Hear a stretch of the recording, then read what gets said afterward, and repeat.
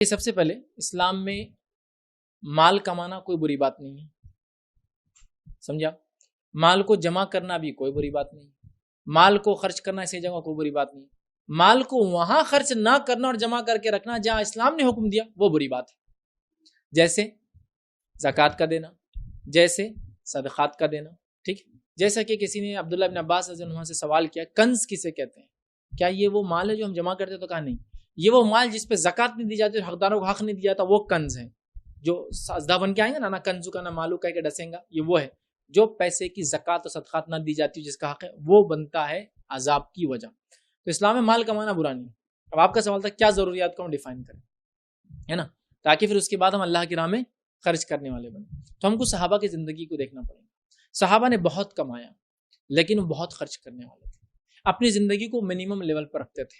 ہم لوگوں کا مسئلہ ہے کہ ہماری زندگی کوئی منیمم لیول نہیں ہے، نہ کوئی ہمارا پلان ہے جو پلان کے تحت ہم زندگی گزارنا چاہتے ہیں۔ ہمارا مسئلہ ہے کہ 10,000 سیلری ہے تو ہم اس 12 ہونے والی تو اس سے پہلے پلاننگ 12 کے بن چکے ہیں، 12,000 سیلری تو ہمارے اس سے پہلے پلاننگ 15 کے بن چکے ہیں، 15 سے 18 ہونے والی تو ہمارے پلان 18 خرچ کرنے کے بن چکے ہیں، ہماری 20 ہو گئی تو ہمارے 40 کے پلان ابھی سے بنے ہوئے، 20 پہ اور 20 ادھار لے کے اور ہر مہینے میں بتاؤں۔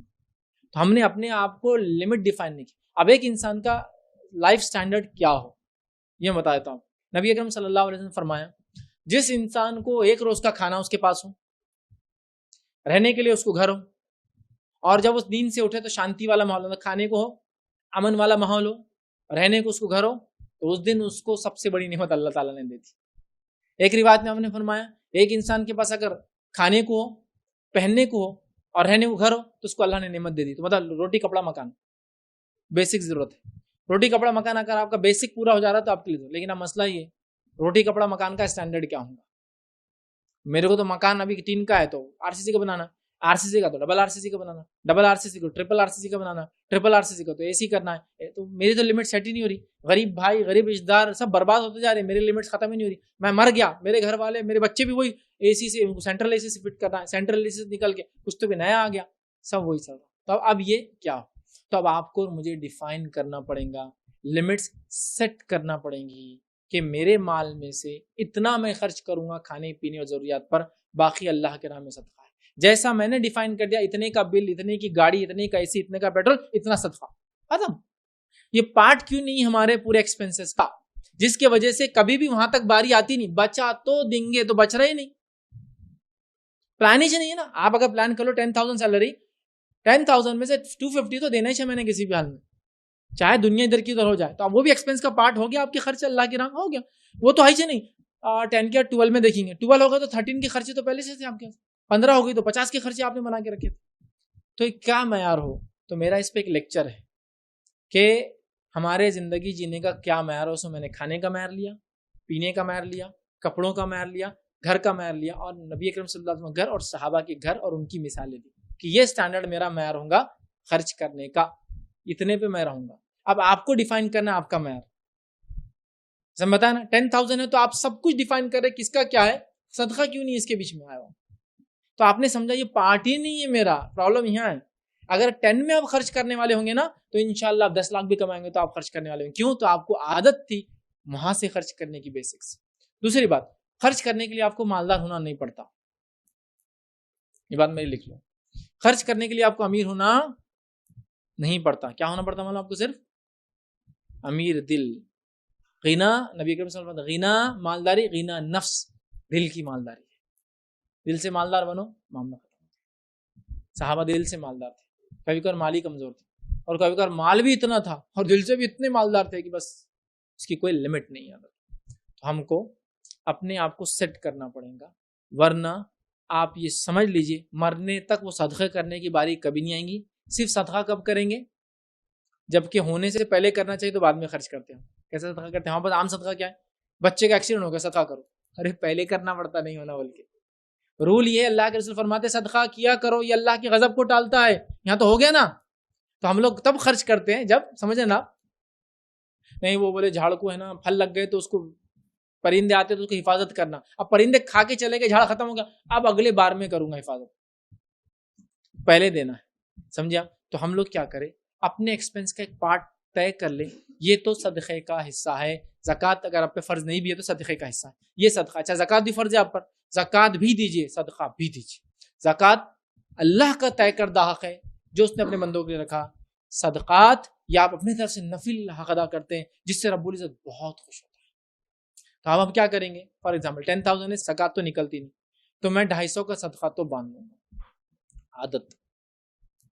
اب معاملہ ہو گیا ماشاءاللہ 10,000 سے نکل کے اللہ تعالیٰ نے آپ کو 20,000 تنخواہ کر دی, تو وہ 2.5% ہو رہا نا اس کا. 10,000 کا 250 روپے خرچ کرتے ہیں.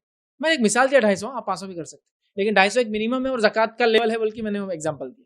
تو آپ نے باندھ لیا, 15,000 اللہ تعالیٰ نے دے دیا تو 375 روپے, 20,000 دے دیا, سمجھا, تو 500 روپے, 30,000 تنخواہ ہوگی, کم از کم 40,000 ہو گئی تو 1,000 روپے نکل گیا. 2.5% زکوٰۃ تو نہیں دے پا رہے صدقات کا, جبکہ صدقات کی لمٹ 33.3% ہے, 1/3 تک آپ خرچ کر سکتے ہیں, لیکن عادت کے لیے بول رہا ہوں. اب یہ عادت آپ کی زندگی کا معمول ہو تو ایک سرٹن اماؤنٹ صدقے میں کنٹینیوس جا. اور حدیث میں کیا الفاظ ہیں؟ کبھی کبھار کی گئی بڑی نیکی کے مقابلے میں اللہ کو کون سی نیکی پسند ہے؟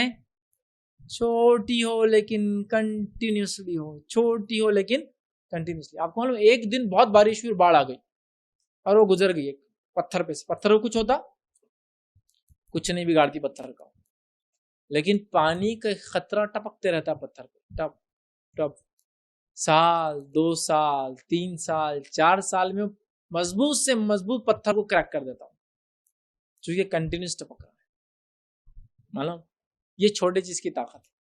تو لائف کو ویسا بنا لیتے کہ وہ کبھی کبھار بڑا رمضان آیا 1 لاکھ زکوٰۃ دے دی, ٹھیک ہے تو حق تھا, لیکن غیر رمضان بھی معمول سے دیجیے, اور اس میں بھی کھلانے کے نظم کو بڑھ چڑھ کر آگے بڑھ دیجیے. کھلانے کا کھلاؤ. ارے گھر کا مالدار ہے پھر بھی کھانے آگے آپ کے پاس فری, تو بھی کھلاؤ. اتنا گیا ہوا بیچارہ مالدار ہے لیکن اس میں نفس کا غنا نہیں, اس کو بھی کھلاؤ. بولنا تو بھی کھا, یہ بھی کھا, سب کھاؤ. ہوتا ہے نا, آپ بول رہے یار کھانے کو دے رہا تو سبھی کھانے آ جا رہے, مستحق نہیں بھی تو آ جا رہا, آنے دو, تو بھی کھا, بولنا مستحق نہیں ہے, کیونکہ وہ بیچارہ دل سے غریب ہے میرا بھائی, مال بہت ہے لیکن وہ اڑا رہے فری, لے لو کھا لو. اور یہ مینٹالٹی ہم لوگوں کی بن چکی ہے. اس مینٹالٹی کا مشاہدہ حج وج ہو گئے تو دیکھ لینا, جو کوئی علاقے فری بانٹتا اور جو مر پڑ کے انڈین پاکستانی لیتے ہیں نا, سبحان اللہ, وہ عرب کو لگتا کہ یار یہ ایسے علاقے میں رہتے, جیسا شیر دیکھتا نا ایک بھیڑ کو, کہ جیسی انہوں کچھ کھانے کو ملتا ہے انڈیا پاکستان میں تو کود کے لوٹتے ہوں گے کھانے کو, بیچاروں کو ملتا نہیں آتا, جنگلوں میں رہتے چپکے کھانے کو ملا کھا لیتے, ایسا لگتا ہوں. مطلب چونکہ ہماری مینٹالٹی لینے والی دینے والی نہیں, لیکن دینے والے بن جاؤ.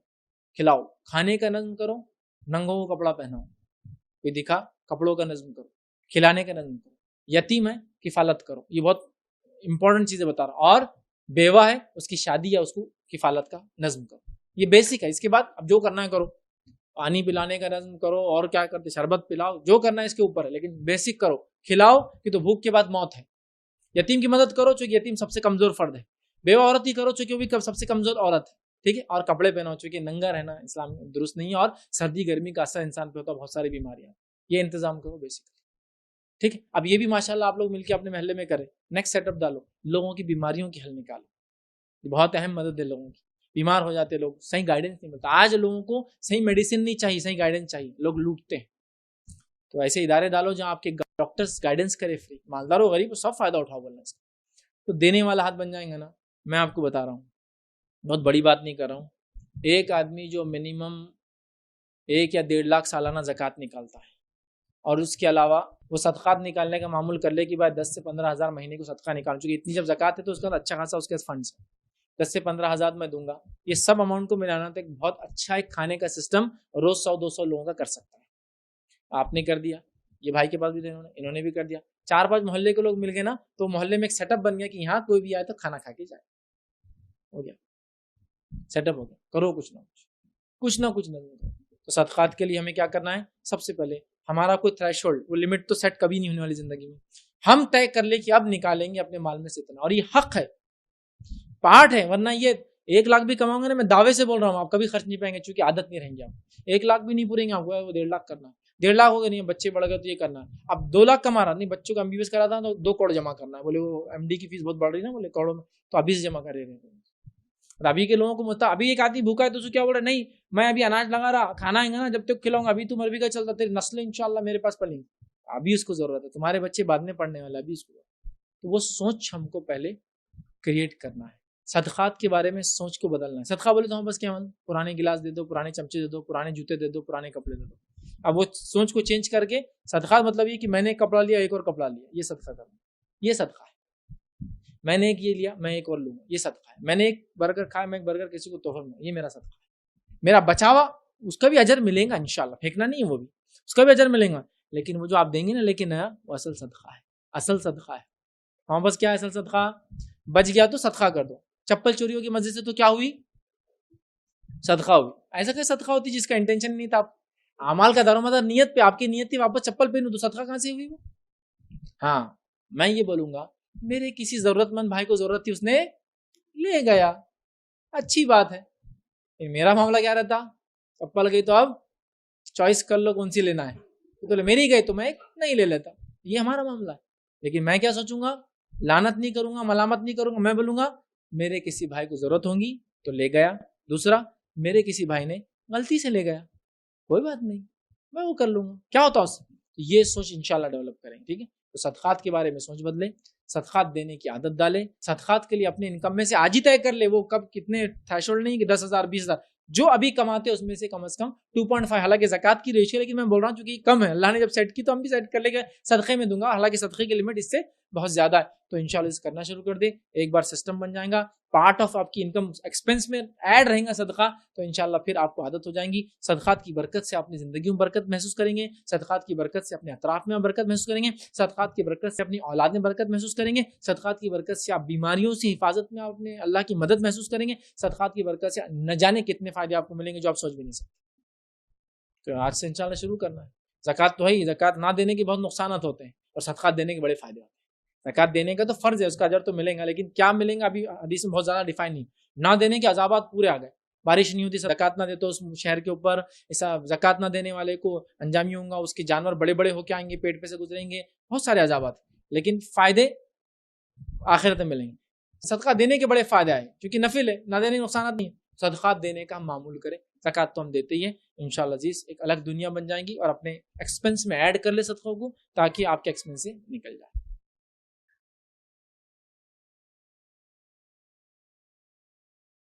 السلام علیکم. آپ بھی ہمارے اس کام میں تعاون کریں اپنی زکات و صدقات کے ذریعے. ڈونیشن ڈیٹیلز کے لیے ڈونیٹ پر کلک کریں. اگر آپ کو ہمارے ویڈیوز پسند آئے ہیں تو اسے شیئر کریں اور سب کے حقدار بنیں. روزانہ ہمارے ویڈیوز کو پانے کے لیے ہمارے یوٹیوب چینل کو سبسکرائب کریں اور بیل آئکن دبائیں. ہم سے دیگر سوشل میڈیا پر جڑنے کے لیے ویڈیو میں دیے گئے آئی ڈی کو سرچ کریں. جزاک اللہ.